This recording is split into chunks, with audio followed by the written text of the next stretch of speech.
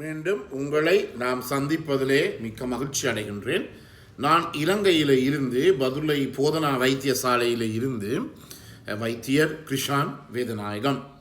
நாங்கள் பார்த்து கொண்டிருக்கின்ற விடயம், இரவிலே ஆண்களுக்கு அவர்களை அறியாமலேயே இந்த விந்து வெளியேறுகின்ற அல்லது சீமன் அல்லது சுக்கிரப்பாயம் வெளியேறுகின்ற தன்மையை பற்றித்தான் நாங்கள் பார்க்க இருக்கின்றோம். எனவே இந்த நிகழ்ச்சி உங்களுக்கு பிடித்திருந்தால் யூடியூப்பிலே பார்ப்பவர்கள் மறக்காமல் லைக் பண்ணுங்கள், ஷேர் பண்ணுங்கள். அதே நேரத்திலே மணி சின்னத்தை அல்லது பெல் சாயினை அமர்த்தி சப்ஸ்கிரைப் பண்ணுங்கள். இன்ஸ்டாகிராம், டிக்டாக்களை பார்ப்பவர்கள் மறக்காமல் ஃபாலோ பண்ணுங்கள். உங்களுடைய உறவினர்கள், நண்பர்களுக்கு இந்த நிகழ்ச்சியை மறக்காமல் அறிமுகப்படுத்துங்கள். நேரடியாக தொடர்பு கொள்ள விரும்பினால் வெளியூர் நண்பர்கள் இமோ ஊடாக, வாட்ஸ்அப்பின் ஊடாக 009477756245 மூலமாகவும், உள்ளூர் நண்பர்கள் 0777356245 மூலமாகவும் நீங்கள் தொடர்பினை மேற்கொள்ள முடியும். எனவே முக்கியமாக இந்த இரவிலே விந்து வெளியேறுவதை நாங்கள் நாக்டர்னல் எமிஷன் அல்லது வெட் ட்ரீம் அல்லது நைட் ஃபால் என்று சொல்லி பல பெயர்களிலே நாங்கள் அழைக்கலாம். எனவே இதை பற்றி நீங்கள் பயப்பட வேண்டிய தேவை இல்லை. எனவே இவற்றில் இருந்து எப்படி நீங்கள் தவிர்ப்பது என்று சொன்னால், முக்கியமாக நீங்கள் என்ன செய்ய வேண்டும், இந்த ரெகுலர் இஜாக்குலேஷன், அதாவது நீங்கள் அடிக்கடி நீங்கள் உதாரணமாக திருமணம் முடிக்காமல் இருப்பவர்கள், எனவே திருமணம் முடிக்காது இருப்பவர்கள் தயவு செய்து இரவிலே இந்த விந்து வெளியேறுகிறது என்று சொல்லி போட்டு இந்த செக்ஷுவல் ஒர்க்கர்ஸ் என்று சொல்லப்படுகிற பாலியல் தொழிலாளிகளை தேடி போக வேண்டாம். அப்படி தேடி போன பல பேரை எனக்கு தெரியும். பல பேர் நோய்வாய்ப்பட்டு இப்போது இருக்கிறார்கள். எனவே கவனிக்க வேண்டியது என்னவென்றால், நீங்கள் சுய இன்பம் காண்பதன் காரணமாக அல்லது கைப்பழக்கம் அல்லது மெஸ்டிபேஷன் காரணமாக நீங்கள் என்ன செய்யலாம், உங்களோட விந்தை வெளியேற்றலாம். அல்லது நீங்கள் மனைவியினோ உங்களுடைய பெண் துணையினோ இருந்து செக்ஸ் செய்து அல்லது பாலியல் உறவை வைத்துக்கொண்டு அதன் மூலமாக நீங்கள் விந்தை வெளியேற்றலாம். எனவே ரெகுலர் இஜாக்குலேஷன், அதாவது ஒழுங்காக அடிக்கடி நீங்கள் இந்த விந்தை வெளியேற்றுகின்ற போது இரவிலே இந்த விந்து வெளியேறாது. ரெண்டாவதாக முக்கியமாக கருத வேண்டியது என்னவென்றால், avoid excessive sex stimulation before sleep. அதாவது இரவிலே நீங்கள் படுக்க போவதற்கு முதல், நான் ஒரு முறையும் சொல்லிட்டேன், தயவு செய்து இந்த டேப்பையோ ஃபோனையோ அல்லது மொபைல் ஃபோனையோ லேப்டாப்பையோ உங்களுடைய படுக்கை அறைக்கு எடுத்து செல்ல வேண்டாம். இது சொன்னாலும் பரவாயில்லை, அது அப்படியே நடந்து கொண்டே இருக்கிறது. எனவே நீங்கள் படுப்பதற்கு முதலாக ஒரு போர்ன் ஃபில்ம், அதாவது ஒரு நீல திரைப்படத்தை, ஒரு செக்ஸ் படத்தை நீங்கள் பார்ப்பீர்களாக இருந்தால் அந்த ஸ்டிமுலேஷன் உங்களுடைய மூளையிலே எப்போதுமே இருந்து கொண்டிருக்கும்.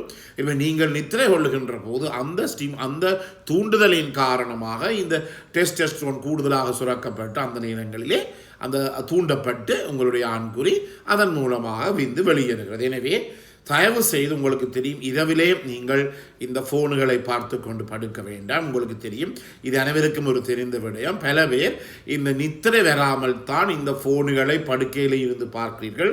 முக்கியமாக கவனித்துக் கொள்ளுங்கள், நித்திரை வராமல் நீங்கள் ஃபோனை பார்த்தீர்கள் என்றால் இன்னும் கூட நித்திரை வராது. ஏனெனில் நீங்கள் ஃபோனினுடைய அந்த ப்ளூ லைட், அந்த நீல வெளிச்சத்தை நீங்கள் பார்த்து கொண்டு இருக்கின்ற போது மூளை தொடர்ந்து தூண்டப்பட்டு கொண்டு இருக்கும்.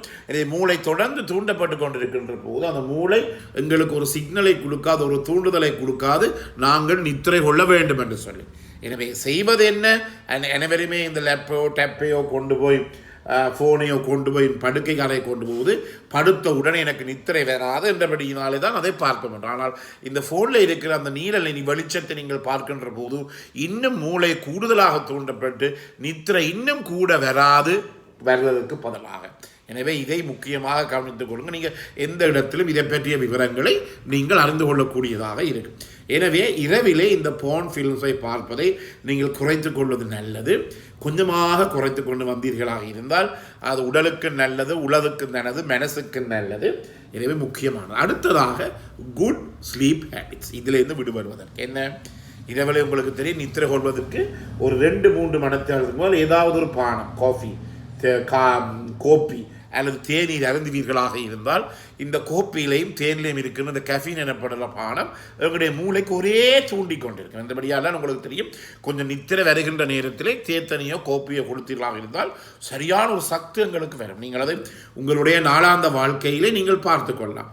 எனவே நித்திரை கொள்வதற்கு 2-3 மணித்தால் முதல் கோப்பியையோ தேநீரையோ நீங்கள் அருந்துவீர்களாக இருந்தால் வெற நித்திரையும் வராது முக்கியமாக. எனவே இரவிலே இந்த கஃபின் பானங்கள், கோப்பி அல்லது தேநீர், அது உங்களுக்கு தெரியும் கஃபின் ட்ரிங்க்ஸ் இப்போது இருக்கிறது, பலதரப்பட்ட டின்லே அடைக்கப்பட்ட மென்பானங்கள் எல்லாம் இவற்றை எண்ணத்தை கொண்டிருக்கின்றது என்றால் கஃபினை கொண்டிருக்கின்றது. எனவே இவை எங்கள் உடலுக்கு ஒன்று உதவாது, அதே நேரத்தில் வருகின்ற நித்திரையும் வரப்போவாது. எனவே குட் ஸ்லீப்பிங் ஹேபிட்ஸ் முக்கியமானது.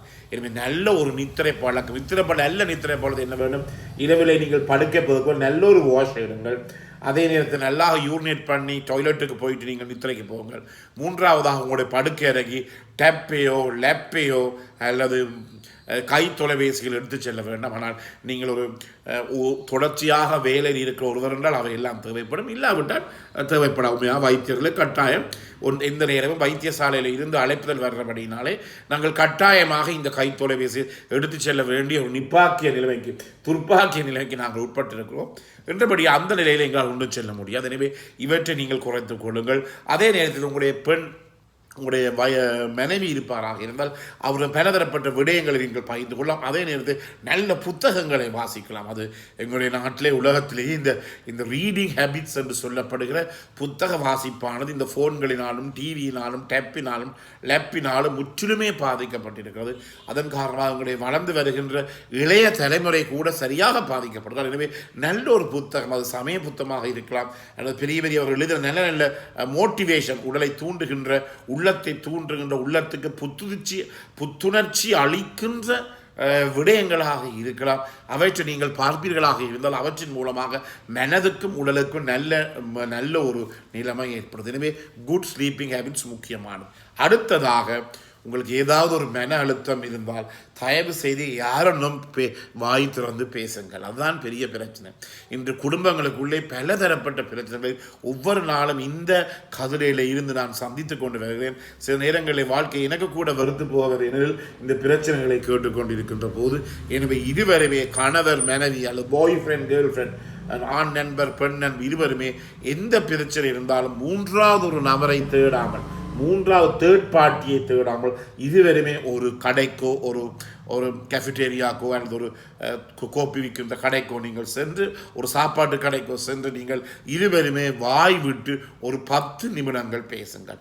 வாய் விட்டு நீங்கள் 10 நிமிடங்கள் பேசுகின்ற போது எல்லா பிரச்சனை, அது செக்ஷுவல் ப்ராப்ளமாக இருக்கலாம், பாலியலோட தொடர்பற்ற பிரச்சனையாக இருக்கலாம். எனவே 3வது நபரை தேடுகின்ற போதுதான் இந்த குடும்பங்களுக்கிடையும் உறவுகளுக்கிடையே பாரதூரமான பிளவுகள் ஏற்படுவதை எங்களாலே காணக்கூடியதாக இருக்கின்றது. எனவே இதுதான் பிரச்சனை. அண்மையிலே கூட ஒருவன் சொல்றார், தன்னுடைய மனைவி தன்னுடைய தாய்க்கு சொல்லியிருக்கிறார் தன்னுடைய கணவருடன் பாலியல் உறவை ஒழுங்காக வைத்துக் கொள்வதில்லை என்று. அதுகள் எல்லாம் முற்றிலும் பிழையானது.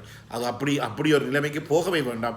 இதுவரையுமே ஏதாவது ஒரு இடத்தை, இந்த வீடுகளில் நீங்கள் இருந்து கலைக்க முடியாத பேச முடியாத நிலைமை இருந்தால் இருவருமே ஏதாவது ஒரு இடத்துக்கு சென்று இருவருமே வாய் விட்டு நீங்கள் கதைக்கின்ற போது இந்த பிரச்சனைகள் நாம் தீர்த்து கொள்ள முடியதாக இருக்கும். எனவே இந்த நிகழ்ச்சியை நீங்கள் பார்ப்பதற்கு நமது மனமார்ந்த நன்றியை தெரிவித்துக் கொள்கிறோம். நீங்கள் தருகின்ற அனைத்து ஆதரவுக்கு மனமார்ந்த நன்றியை தெரிவித்துக் கொண்டு மீண்டும் உங்களை சந்திக்கும் வரை விடைபெறுகிறேன்.